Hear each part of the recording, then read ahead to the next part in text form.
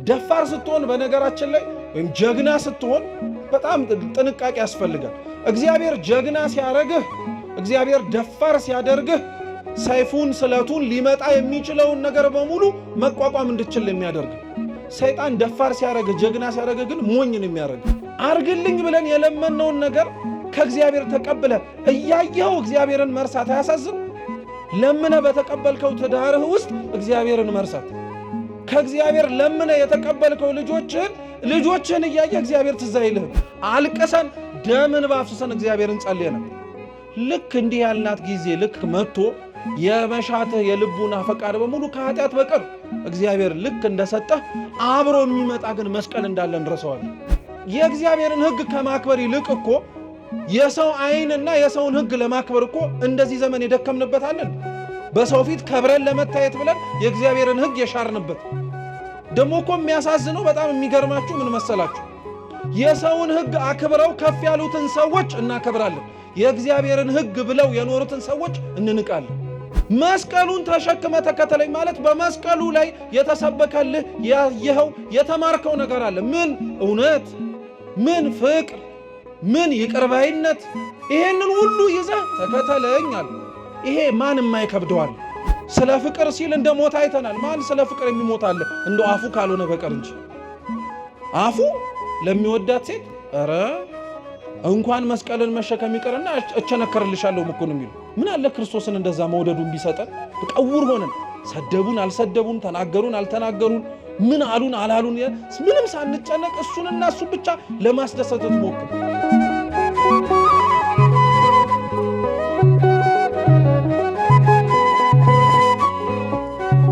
ከሆርም ተራራ ከኤዶምያስም ምድር ርቀው ሊዞሩ በኤርትራ ባህር መንገድ ተጓዙ። የሕዝቡም ሰውነት ከመንገዱ የተነሳ ደከመ። ሕዝቡም በእግዚአብሔርና በሙሴ ላይ በምድረ በዳ እንሞት ዘንድ ከግብፅ ለምን አወጣችሁን? እንጀራ የለም፣ ውሃ የለም፣ ሰውነታችንም ይህን ቀላል እንጀራ ተጸየፈ ብለው ተናገሩ። እግዚአብሔርም በሕዝቡ ላይ እባቦችን ሰደደ፣ ሕዝቡንም ነደፉ። ከእስራኤልም ብዙ ሰዎች ሞቱ። ሕዝቡም ወደ ሙሴ መጥተው በእግዚአብሔርና በአንተ ላይ ስለተናገርን በድለናል፣ እባቦችን ከኛ ያርቅልን ዘንድ ወደ እግዚአብሔር ጸልይልን አሉት። ሙሴም ስለ ሕዝቡ ጸለየ። እግዚአብሔርም ሙሴን እባብን ሰርተህ በዓላማ ላይ ስቀል፣ የተነደፈውም ሁሉ ሲያያት በሕይወት ይኖራል አለው። ሙሴም የነሐሱን እባብ ሰርቶ በዓላማ ላይ ሰቀለ።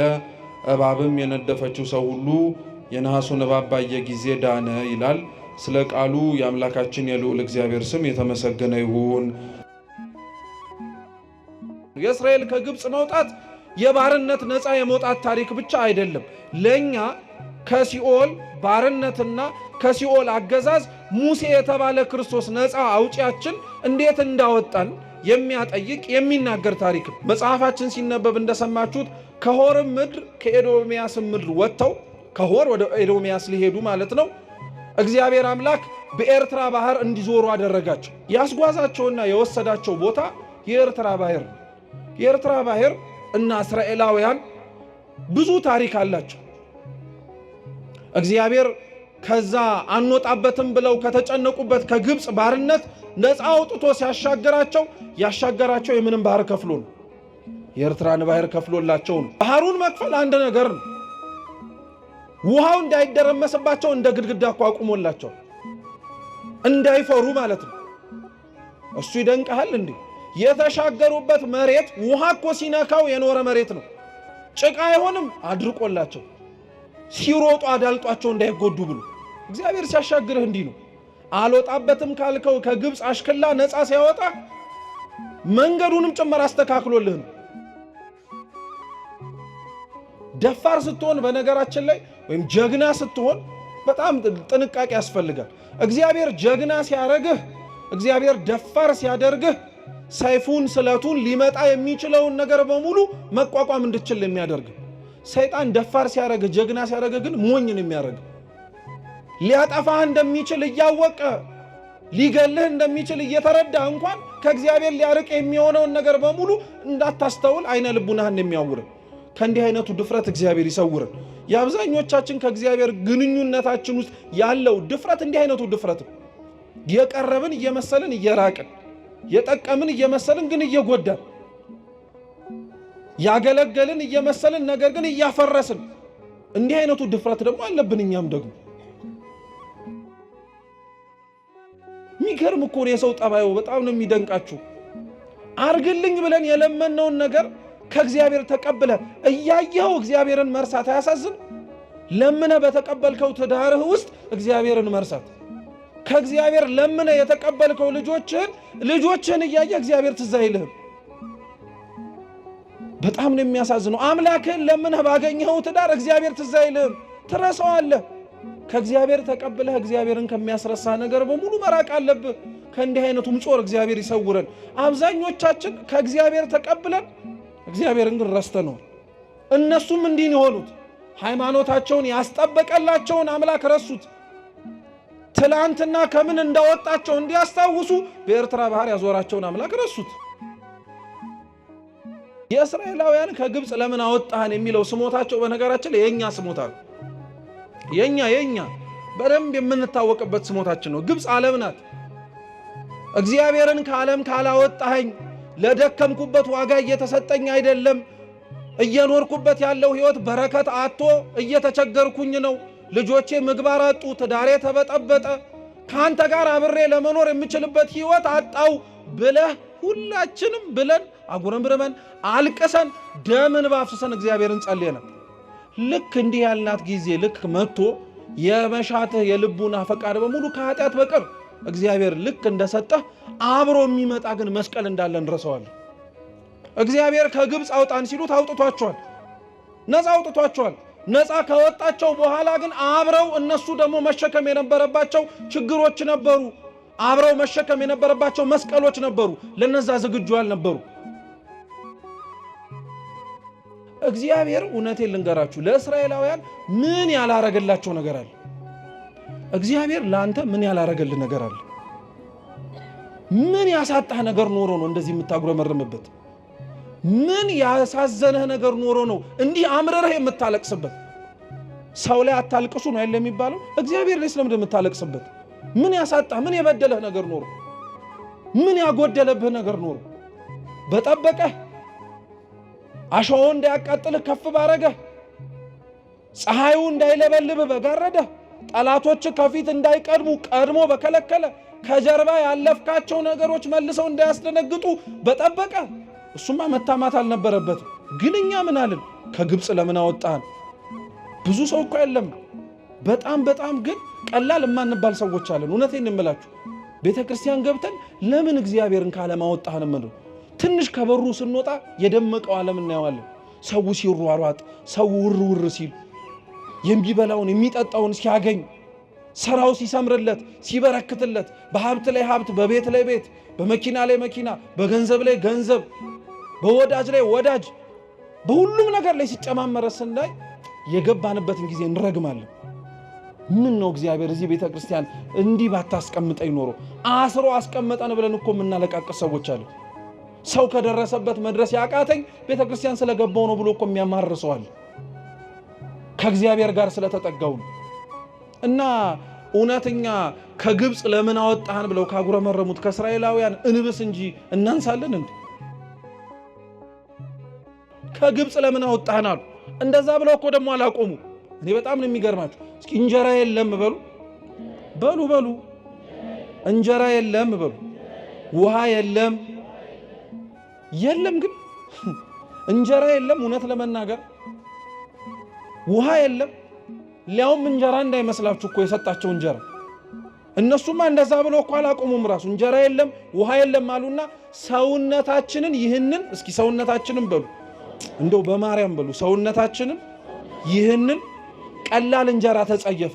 እግዚአብሔር ለሕዝቡ በጣም ነው የሚገርማችሁ። ከሰማይ ስለሚያወርድላቸው ስለማይጋግሩ ማለት ነው፣ ስለማይደክሙ፣ ስለማይዘሩ፣ ስለማያጭዱ፣ ጎተራ ስለማይሞሉ ቀላል ሆነባቸው። አንተ በነገራችን ላይ ሳክ እንጂ ለአንተም እኮ እግዚአብሔር የሰጠህ ያልደከምክበት እንጀራ ቀሎብሃል። ምንም አላደከምህማ። የዓለት ውሃ እየጠጡ ከሰማይ እየወረደ መና እየበሉ እንጀራ የለም ውሃ የለም አሉ። ከሰማይ እየወረደ የጌታን ስጋ እየበላ ከጎኑ የተቀዳ ደሙን እየጠጣ ቁርባን የለም ብለህ ስታወራ አታፍርም? ቤተ መቅደሱ እንደተዘጋብህ መቼ ነው የምንቆርበው እያልክ እየቻልክ ሳትከለከል እንደዛ ብለህ ስትናገር አያሸማቅቅም? ታዲያ ከኛ በላይ እንደዚህ ብሎ እግዚአብሔርን ያመው ማን አለ? እንጀራ የለም ውሃ የለም፣ ሰውነታችን ይሄንን ቀላል እንጀራ ተጸየፋለ። ይሰማል እግዚአብሔር፣ ያዳምጣል በደንብ አድርጎ። ያልሆነ ሆነ እየተባለ እየተነገረ ሰው ከሃይማኖት የሚወጣው የነፍሱን ልምላሜ ሊያሰጠው የሚችል ስጋውን ግን ሊያደርቀው የሚችለውን የተጋድሎ ህይወት ጠልቶ ነው። ጌታችን ኢየሱስ ክርስቶስ በወንጌል ያለው ትዝ ይላችኋል። 2 አይን እያለው ሰው ወደ ገሃነመ እሳት ከሚገባ ይልቅ 1 አይን ኖሮት ወዴት ቢገባ ይቀላል። ጥሩ 2 እጅ ኖሮት ወደ ሲኦል እሳት ከሚማገድ ይልቅ 1 እጅ ኖሮት ወዴት ቢገባ ይሻላል። ጥሩ 2 እግር ኖሮት ወደ ሲኦል ከሚገባ ይልቅ 1 እግር ኖሮት ወዴት ቢገባ ይሻላል።